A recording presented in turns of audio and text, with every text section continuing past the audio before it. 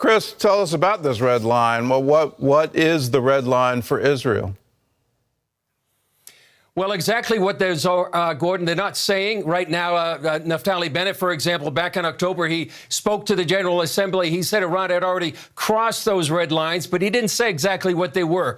But it's pretty obvious one of them would probably be when Iran enriches uranium to weapons grade. That would be 90%. Right now, they're at 60%, and that really is very easy to go from 60 to 90. So then that might be just weeks away if they choose to go that far. But in addition to that, Gordon, to get the enriched uranium, you also have to construct a warhead. Then you have to put it on a ballistic missile. That could take more time, could be up to a year or more. But the question remains, Gordon, what will they do? When will they do it? And will they have to go it alone? As we just reported, it looks like that may be the case. I've got to ask, how will Israel know with certainty that it's gone from 60, that it even is at 60%, or will it be at 90%? How will they know with certainty that Iran's achieved it? It's a good question, and right now it's probably uncertain if they will know. And the reason for that is that the IAEA actually, Iran has put some of them out. They brought some of them back in. They have some of the cameras in some of those sensitive nuclear facilities. But what Iran is saying right now, they're not going to give the video. So it's uncertain when they will know, but I assume they have ways they're going to try to determine whether they've gone that next step. Well, let's talk about military capacity. Israel seemed to have the capacity to take out Iraq's nuclear reactor. It took out Syria's nuclear reactor, stopped those nuclear ambitions. Will it have the capacity to do it? That's a great question. You know, in 1981, they took out Iraq's reactor. Then in 2007, they took out Syria's reactor. But the difference with Iran is they're trying to get enriched uranium through centrifuges. And so right now they have literally dozens of nuclear facilities.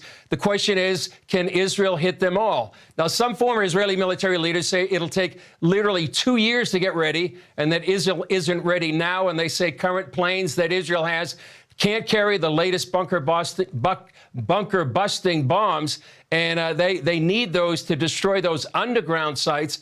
And the key right now, for example, Gordon, is there's not enough air refuelers. Israel has ordered 8 of those KC-46s we mentioned in our report, but they won't be delivered till 2024. Now, others are more optimistic. They say Israel could destroy a couple of the key nuclear sites. That would be Natanz and Fordo. But if Israel does strike those sites, then we're going to see a new Middle East, Gordon, because then Iran will probably try to strike Israel directly and unleash Hezbollah missiles from the north. Well, let's talk about Muslim end-time theology. The Ayatollahs believe in the return of the 12th Imam, the Mahdi. What does that have to do with nuclear weapons? What does that have to do with war? Well, a lot of people may not know this, but Shiite Muslims, many of them believe the 12th Imam, they call him the Mahdi. He's a messianic figure who will come back at the end of time, and he will bring peace and justice. He disappeared in the 9th century, they say, but he's going to return during a time of world upheaval. And some Shiites, like President Ahmadinejad, the former president, they believe you can hasten the return of the Mahdi by doing 2 things: destroying the great Satan, the U.S., and the little Satan, Israel. So when you mix this end times theology with nuclear technology, it's a toxic brew with global implications. All right. Well, Chris, thanks for the insight. You can always get that insight and more by downloading the CBN News app. You can follow Chris's reporting from Jerusalem on Jerusalem.